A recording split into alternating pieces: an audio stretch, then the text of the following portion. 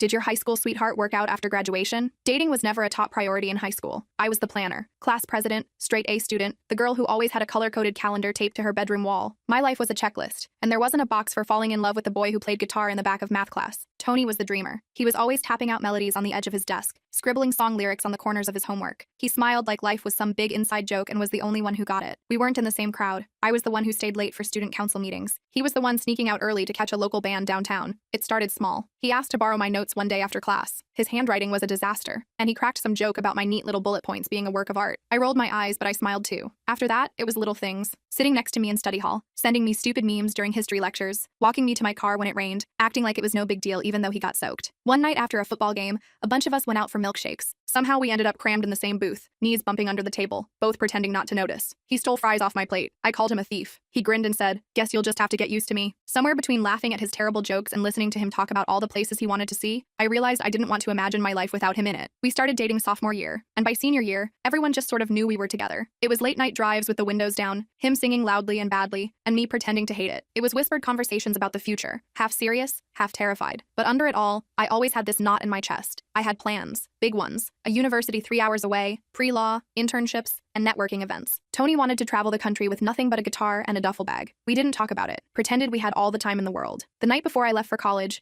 we returned to the lake where we had our first real date. His old truck creaked when he killed the engine. The air smelled like rain and pine, and everything felt too still. We sat there for a while, the silence heavy between us. Then Tony turned to me, his voice barely above a whisper. "You're meant for big things," he said. "Bigger than this town, bigger than me." My heart cracked clean down the middle. I didn't want him to say it. I didn't want him to let me go. He stared straight ahead, hands tight on the steering wheel. "I don't want to be the thing that holds you back." I thought that was it. I thought he was ending it, giving me permission to leave him behind. I felt like I couldn't breathe, like the future I worked so hard for had suddenly become something I didn't want anymore. Then he laughed, this rough, broken sound. "But the thing is," he said, turning to look at me, "I don't care about any of that anymore. You're the only thing that's ever made me feel like I belong somewhere." I blinked, not sure I heard him right. "You're it for me. I didn't even know what love felt like before you." I couldn't even speak. I just leaned into him, and he wrapped his arms around me like he was afraid I might slip away. A few weeks later, I got a call when I was drowning in homework and homesickness. Tony. He told me he got a job in the next town over, said it wasn't glamorous, but it meant he could stay close, said nothing else mattered if I wasn't part of it. He found a tiny apartment that smelled like burnt toast and carpet glue. He picked up gigs at coffee shops, cheered the loudest at my mock trial competitions, and showed up with pizza on nights I wanted to quit. He never made me feel like I owed him, never once made me feel like he settled. 5 years later, we sat by that same lake, this time with matching rings on our fingers and a dog curled up in the back seat. Tony strummed his guitar, making up songs about our life together.